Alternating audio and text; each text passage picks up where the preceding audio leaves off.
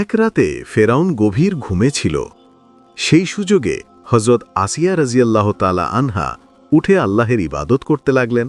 দীর্ঘ সময় তিনি গভীর নিষ্ঠা ও হৃদয়ের অন্তঃস্থল থেকে আল্লাহর সামনে কান্নাকাটি করে দোয়া করছিলেন। দোয়া করতে করতে তিনি বললেন, হে রাব্বুল আলামিন, যা কিছু হচ্ছে সবই তোমার ইচ্ছায়, তুমি না চাইলে কিছুই হয় না। হে আল্লাহ, আমার স্বামী ফেরাউনকে হেদায়েত দাও। তিনি অজ্ঞতায় নিজেকে খোদা দাবি করছেন এবং নির্দোষ মানুষদের উপর জুলুম চালাচ্ছেন। তার হৃদয়কে পরিষ্কার করে দাও, তাকে সত্যের জ্ঞান দাও। কিন্তু হঠাৎ তার কান্নার শব্দ শুনে ফেরাউন ঘুম থেকে জেগে ওঠে। আল্লাহর দরবারে তার স্ত্রীর কান্নাকাটি ও ইবাদত দেখে ফেরাউন আগুনের মতো রেগে গেল। সে চিৎকার করে বলল, আসিয়া, তুমি আমার দেওয়া রুটি খাও, আমার প্রাসাদে থাকো, আমার পোশাক পরো, তবুও আমার ইবাদত ছেড়ে অন্য খোদার ইবাদত করো? নাউজুবিল্লাহ! আমি বহুবার সাবধান করেছি, কেন শুনলে না? হযরত আসিয়া কোমলভাবে বললেন, হে আমার স্বামী, আমি আপনার অনুগত স্ত্রী। আপনি রাজা হতে পারেন, কিন্তু খোদা নন। আল্লাহ ছাড়া কেউ কিছু তৈরি করতে পারে না। আপনি জেনে রাখুন, আল্লাহর ইবাদত ছাড়া অন্য কাউকে উপাস্য মানা আমার পক্ষে অসম্ভব। ফেরাউন আরও রেগে উঠল। সে বলল, মূসার আল্লাহর নাম আর মুখে আনবে না, এটা আমার শেষ সতর্কতা। তখন আসিয়া রাজিয়াল্লাহ আনহা শান্ত স্বরে বললেন, আপনি মিশরের বাদশাহ, এটা সত্য, কিন্তু আপনি কি একটি ছোট্ট মশা বা মাছি সৃষ্টি করতে পারেন? সূর্য, চার তারার মালিক কি আপনি? যদি আপনি এগুলো সৃষ্টি করতে না পারেন, তবে নিজেকে খোদা বলেন কিভাবে? ফেরাউন ক্রোধে গর্জে উঠল।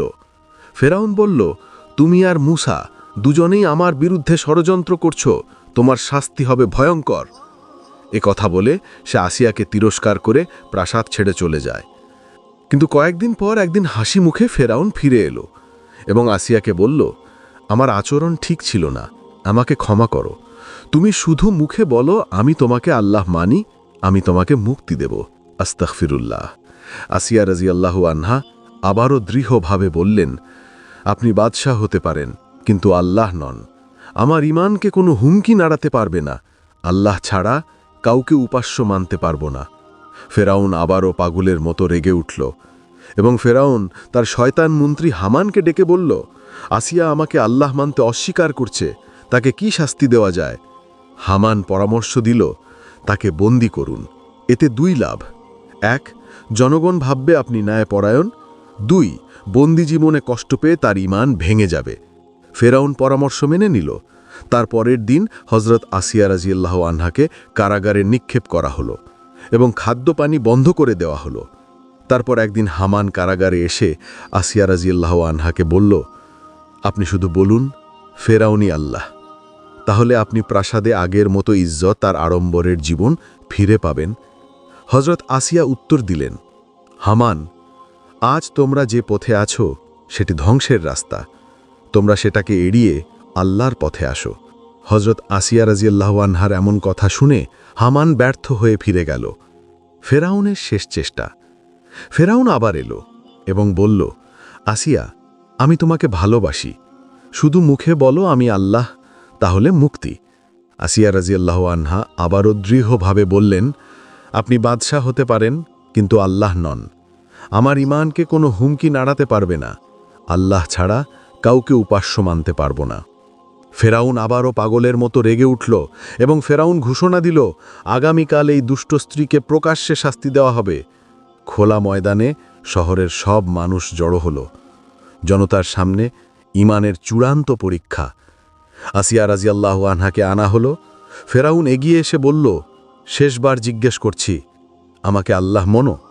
আসিয়া রাজিয়াল্লাহু আনহা আবারও শান্ত মুখে বললেন, আমি শুধু আল্লাহ রাব্বুল আলামিনের উপর ঈমান রাখি।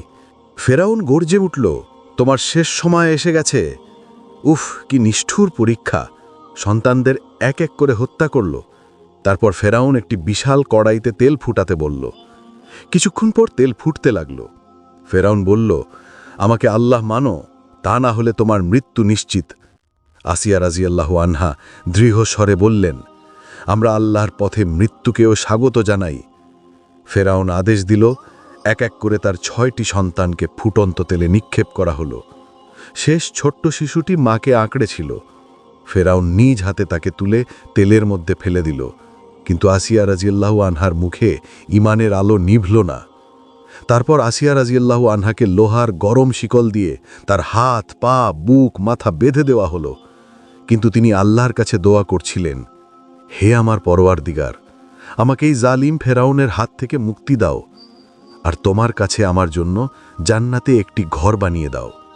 ফেরাউন চিৎকার করে বলল, বলো, আমি বড় না তোমার আল্লাহ? আসিয়া রাজিয়াল্লাহু আনহা উত্তর দিলেন, আমার আল্লাহই সর্বশ্রেষ্ঠ। ফেরাউন শেষ রায় দিল, এই নারীকে ফুটন্ত তেলে নিক্ষেপ করা হোক। আসিয়া রাজিয়াল্লাহু আনহাকে ফুটন্ত তেলে ফেলে দেওয়া হলো। তার দেহ তেলে ডুবে গেল, আর তার রূহ মুক্ত হয়ে আল্লাহর কাছে ফিরে গেল। এইভাবে হযরত আসিয়া রাজিয়াল্লাহু আনহা ফেরাউনের রাজপ্রাসাদের রানী হয়েও দুনিয়ার লোভ, কষ্ট, জুলুম কিছুই তার ঈমানকে নষ্ট করতে পারেনি। আল্লাহু আকবার। আল্লাহ আমাদের সকলকে জালিমের অত্যাচার থেকে রক্ষা করুন এবং আমাদের ঈমানকে মজবুত করে দেন। আমিন। ভিডিওটা ভালো লাগলে চ্যানেলটি অবশ্যই সাবস্ক্রাইব করবেন এবং শেয়ার করবেন।